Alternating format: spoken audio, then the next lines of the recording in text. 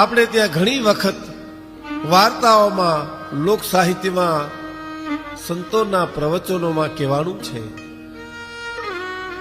કે જ્યારે જ્યારે આ દેશનો ધર્મ ધ્રુજ્યો છે ત્યારે ભારતની શક્તિ આગળ આવી છે.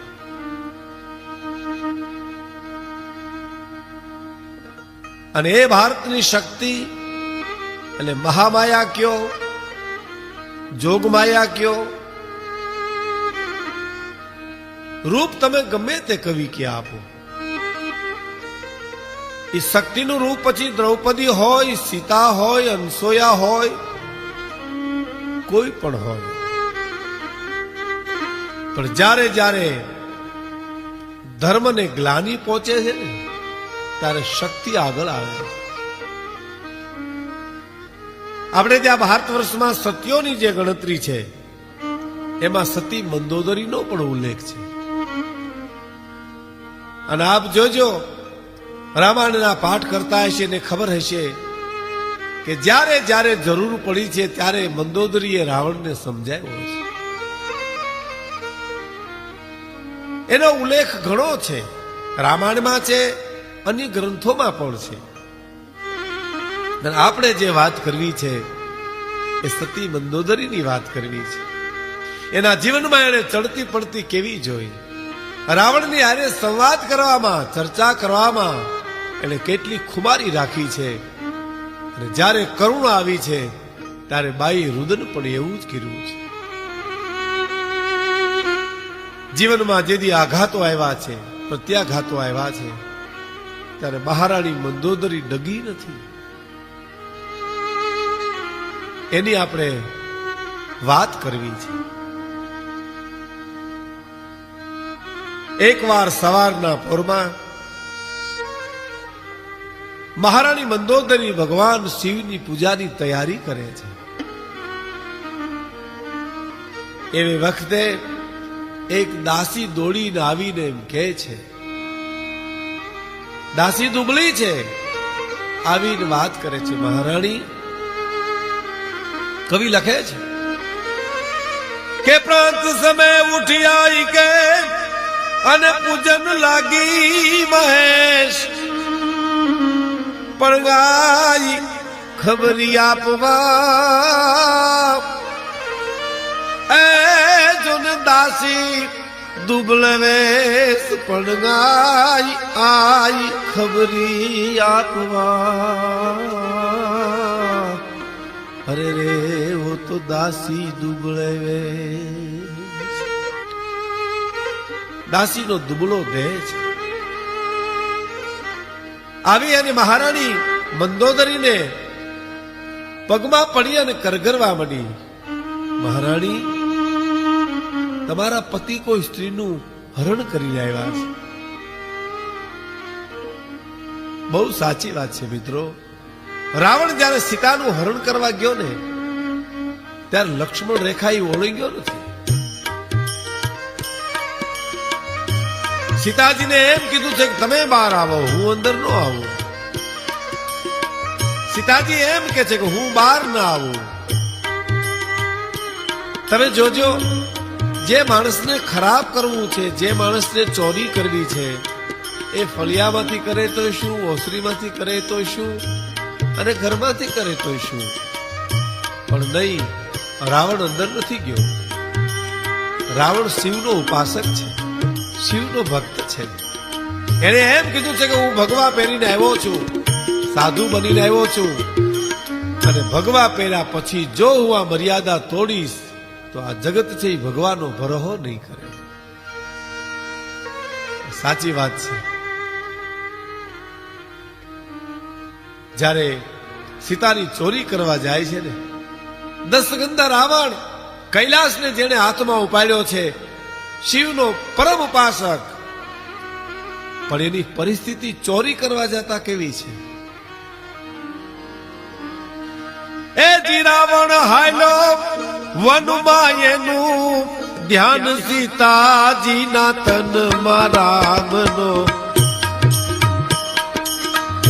ચોર બનીને રે રે રે ઓજો રાવણ હાલો વનમાં.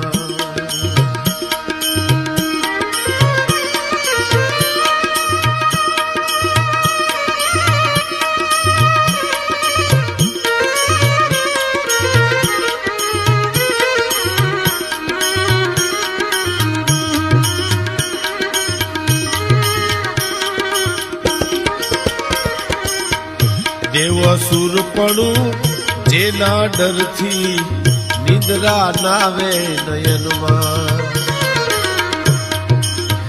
દેવ અસુર ને પણ જેના ડરથી નિદ્રા નાવે નયનમાં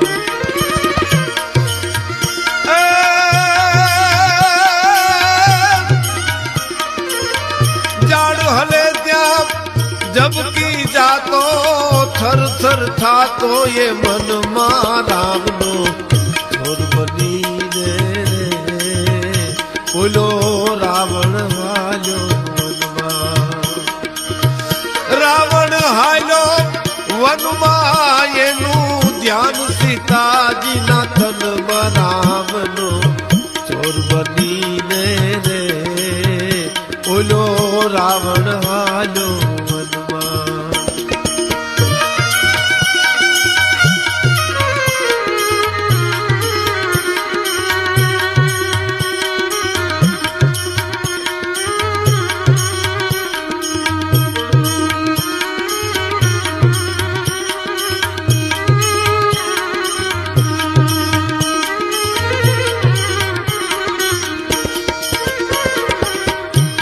માં રગડે પગલા ભરતા તેજ રહે નહીં નયનમાં એ ભાઈ ભૂંડે માં રગડે પગલા ભરતા તેજ રહે નહીં તનમાં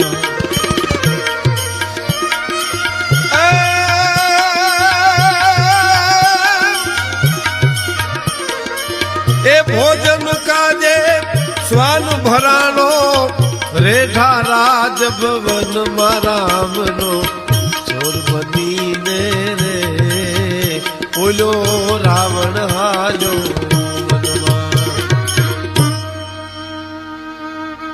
કલ્પના તો કરો મિત્રો ભૂંડે મારગડે પગલા માંડતા તેજ રહે નહીં તયન એના તનમાં તેજ નો રહે મનમાં હિંમત નો રહે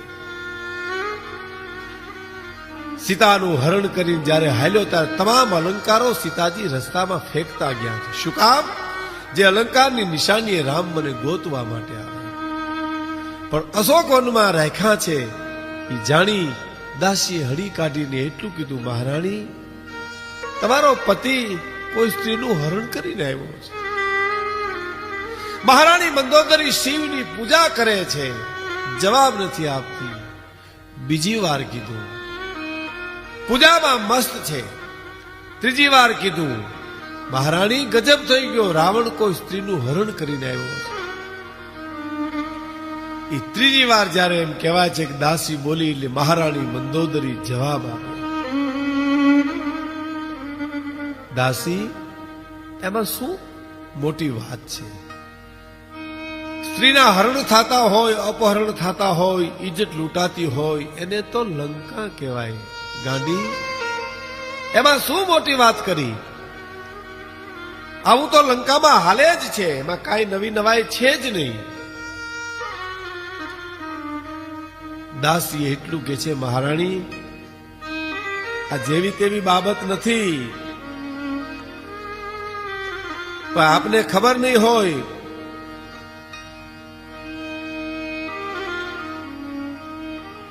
મોટી વાત કરે છે મહારાણી કે जिन भंजे वो शिव धनुष को हन हटी ताड़िका बाण पड़वा पुरुष अर्धांगना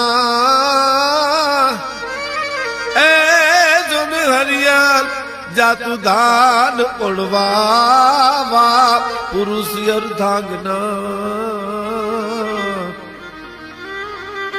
મહારાણી આ જેવી તેવી વાત નથી જેને શિવનું ધનુષ તોડ્યું છે તાડકા નારને જેને મારી છે વા પુરુષ અર્ધાંગના એ રામની અર્ધાંગના સીતાજીને રાવણ લઈ આવ્યો છે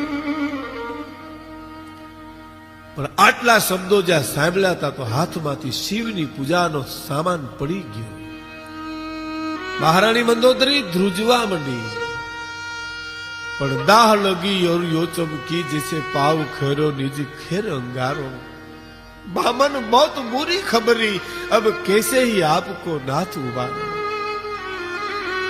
लंका विनाश रहे रजनी चर, रहे कुल को रोवन हारो। हा पति देव अमाप कही चुक, आई गयो बिच दूत तुहारो। चारणी साहित्यના વિદ્વાન કવિ નાનદાનજી સુરુ લખે છે કે દાહ લગી યોર યો ચમકી જૈસે પાવ ખેરો નિજ ખેર અંગારો। દાસી આ તો ગજબ થયો કહેવાય। આમાંથી હવે હું મારા પતિને ઉગારી શકું જ નહીં, પણ દાસી હવે મારા કુળમાં કોઈ રોવા વાળું નહીં। વિચાર તો કરો, લંકેશની અર્ધાંગના આ ધ્રુજવા બની છે। શિવને પ્રાર્થના કરે છે, હે શિવ, હે ભોળાનાથ, काशी के निवासी जाकी रहनी उदासी और काम के विनाशी नाथ हला हल प्यासी। नानदान जी लखे छे कि योग से प्रकाशी जाकी आनंद की तेज राशि और अमृत की राशि चंद्रभाल में प्रकाशी है। डमरू निनाद वारी मुंडमाल ग्रीवधारी विभूति अपारी अंग गले अही फांसी है। नारन भनंत वारो देह मेरी शंकर पे, आशुतोष नाथ तेरी क्षमा को धरासी है। हे काशी में रहवा वाला, उदासी भाव वाला, कामदेव नो नाश करवा वाला, हलाहल जेर ने पीवा वाला, हे शिव हूं तमने स्तुति करी कहूं छू कि मारा पति नु रक्षण करजो। जेनी તમે ભક્તિ કરી છે, તમારી એણે જેને તમારી ભક્તિ કરી છે, તમારો ભક્ત કહેવરાવે છે, હે શિવ, તમારા ભાલમાં ચંદ્ર શોભી રહ્યો છે, જ્યાં હંમેશ ડમરૂનો નાદ થઈ રહ્યો છે, વિભૂતિને ધારણ કરનાર હે શિવજી, મારા પતિને કંઈક સમજાવજો, એનું રક્ષણ કરજો।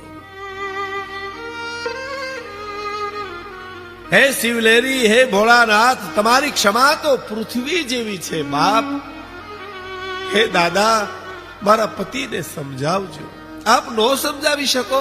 મહારાણી મંદોદરી શિવને સ્તુતિ કરે છે। મહારાણીને બીજો પણ વિચાર આવ્યો કે શિવની પ્રાર્થના તો કરી, પણ હું પણ એની અર્ધાંગના છું, મારે પણ કંઈક સમજાવવો જોઈએ। બહુ સાચી વાત છે। દાસીને કહે છે, દાસી, ભગવાન શંકરે તો મારી પ્રાર્થના સાંભળી છે, કારણ એ તો ભોળો નાથ છે, ભક્તોનો ઉદ્ધાર કરવા વાળો છે, જેનું મુકામ શમશાનમાં છે, જેનો જન્મ નથી, જેનો મરણ નથી, જન્મ મરણ રહિત મારો ભોળો નાથ તો રાવણને સમજાવશે, કારણ કે મેં અંતરથી પ્રાર્થના કરી છે। પણ દાસી, તું મારી સાથે હાલ ને તો હું એની અર્ધાંગના છું, હું પણ એને કંઈક સમજાવું, કારણ મારી પણ કંઈક ફરજ છે। સતી મંદોદરી દાસીને સાથે લઈ લંકેશને સામે આવીને ઉભે છે। મહારાણી મંદોદરી રાવણને સામે મીટ માંડીને એમ કહે છે, દશાનન, એમનો હાથ પકડીને કહે છે, અતિ બિલ ખાતી કહે જાતું ધ્યાન મહારાણી, સીતે હર આની વામે मौत की निशानी है। हैरानी परेशानी सकुल खानदान, हैरानी परेशानी सुकुल खानदानी मिटी, सुजानी मतीयू कैसे काल में घेरानी है। हहरानी मुरजानी ग्रहीपति पानी कर रखोपति यानी सबे बातें गहरानी है नारन मनंत कवि मैजा भुलानी कहे कि ये चूक फानी नामो गई जिंदगानी है। हे नाथ आपे आ शू कर्યું? जानकीजीનું હરણ કર્યું, સીતાનું હરણ કર્યું है तो तेरी मौत की निशानी है। महाराज તમારે થોડોક તો વિચાર કરવો તો, તમે આટલી બધી મોટી ભૂલ કરી, આમાં તો તમે હેરાન થઈ જશો, તમારા કુળની ખાનદાની બધી મટી જાય છે, આપનું જે ઊંચું કુળ છે એમાં કલંક લાગશે, મારા નાથ એમાં કલંક લાગશે। મહારાણી મંદોદરી કાકલુદી કરે છે, અરે રે લંકેશ, હે મારા સ્વામીનાથ, આપ તો ચતુર છો, આપ તો શિવના પરમ ભક્ત છો, જ્ઞાની છો, સમજણા છો, છતાં કાળમાં કેમ ઘેરાઈ ગયા? આટલું બોલતા તો મહારાણી મંદોદરી ધ્રુજી ગઈ। ભાઈઓ, અરે રે નાથ, થોડોક તો વિચાર કરવો તો, આમાં તો હાવ તમારી જિંદગી તમે ખોઈ નાખશો। બીજું તો હું તમને શું કહું, હું તમારું અર્ધું અંગ છું, તમારી અર્ધાંગના છું, એટલે એટલું કહેવા માટે આવી છું કે જઈને સોપોઈ જાનકી અને હે તેન જોડીને હાથ, પણ રીજાવો રઘુરામને, હવે માનો મારા નાથ, પણ તમે રીજાવો મારા રામને, અરે રે હવે માનો મારા નાથ। હે નાથ, હજી સમજી જાઓ, સીતાને સોંપી દો, હાથ જોડી હું તમને કરગરું છું, રામ રીજી જાય છે, તમને ક્ષમા કરી દેશે, રઘુકુળ ભૂષણ છે। આગળ વાત કરે કે નાથ લંકેશ વિચાર જો લેશ મન, અને રામ ગવધીશ છે જગત પિતા, માત છે તારણી એ જ ઉગારણી, અને હવે જાણ જુગદીશની નાર સીતા, પૂજતા અંબિકા એ જ રણચંડિકા, અને આ તો જનક જાયા તણું રૂપ લીધું, જગતની માત ને લ્યાવીને નાથ તે વિશ્વના તાતથી વેર કીધું। હે રાવણ, જગતની જનેતાને લઈ આવ્યો તું, આ તો સીતાનું રૂપ છે, આ તો ચંડિકા છે, રણચંડિકા છે, મહામાયા છે।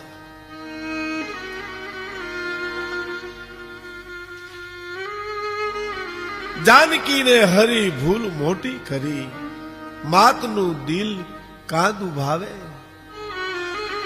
શું મહારાણી બોલ્યા છે?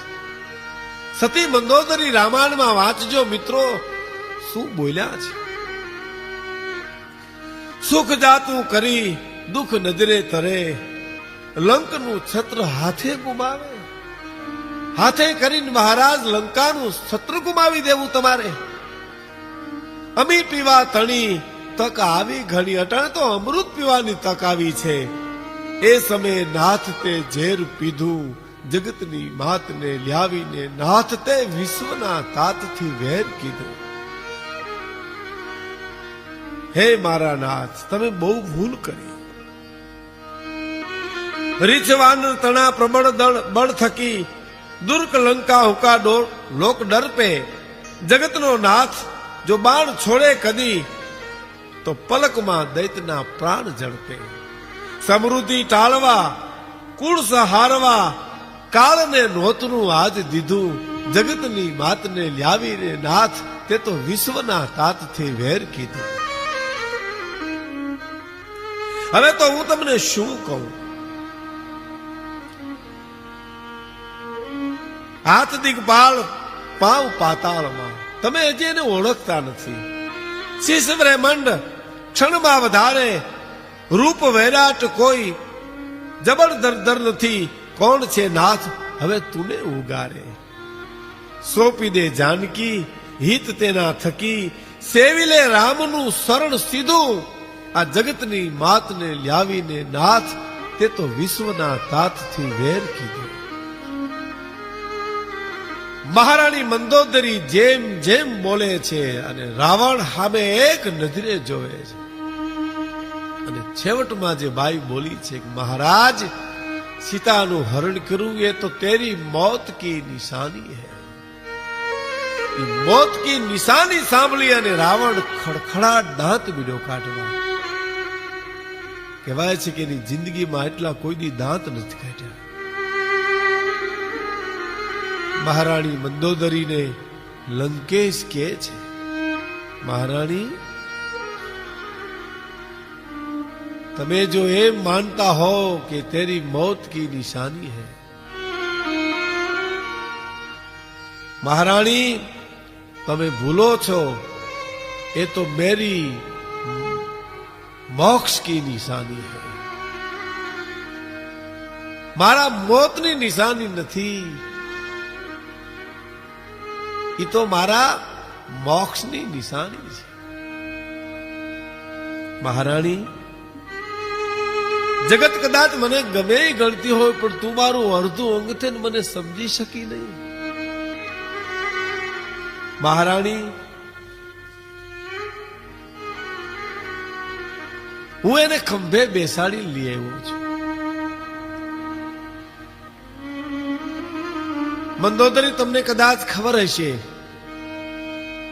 કે ખંભે 3 જ વ્યક્તિને બેસાડાય. કાં પોતાની દીકરીને ખંભે બેસાડાય, કાં પોતાની બેનને ખંભે બેસાડાય, અને કાં પોતાની માને ખંભે બેસાડાય. મહારાણી, ચોથી વ્યક્તિને ખંભે નો બેસાડાય. હું એને ખંભે બેસાડી લઈ આવ્યો છું. મંદોદરી મેં એને અશોક વનમાં રાખ્યા છે. તારે જરાય મૂંઝાવાની જરૂર નથી. મહારાણી, તું મને સમજતી નથી. તારે દુઃખ કરવાની કોઈ જરૂર નથી. સીતાનું હરણ તો મેં અજાણમાં કર્યું નથી, આ બધું જાણી જોઈને કર્યું છે. આમાં જરાય નુકસાની નથી. રાઘવ કી રાની હર લાયો ના અજાની મેં. હું અજાણમાં લેવો નથી. બાતે સભી જાની નહીં આમે કોઈ હાનિ હે. આ બધું સમજી વિચારીને મેં કર્યું છે, આમાં કાંઈ હાનિ નથી. બુદ્ધિ ના ઘેરાની ન કાલ કી ચોટ ફાની यूं गई जिंदगानी बादी बातें सब फानी है. नारन भनंत कभी बुलानी ना फिरे रानी. ये तो महारानी मेरी मुक्ति की निशानी है. मारा मौतनी निशानी नहीं महारानी, ये तो मेरी मुक्ति की निशानी है. आहा, कल्पना करो મિત્રો, રામાયણનો રાવણ પણ આટલી નીતિની વાત કરે છે, અને પછી એને જે વાત કાનમાં કરી છે મહારાણી મંદોદરીને, એ અદ્ભુત. મહારાણી, તમે નજીક આવો તો હું તમને કાનમાં એક વાત કરું. મહારાણી મંદોદરી નજીક આવે છે. નજીક આવીને કે છે, મહારાજ, તમારી વાત હું સમજતી નથી. તમે આજે દાંત કાઢો છો એ ખોટા દાંત કાઢો છો. સીતાનું હરણ કરીને તમે મોતને નોતરું દીધું છે.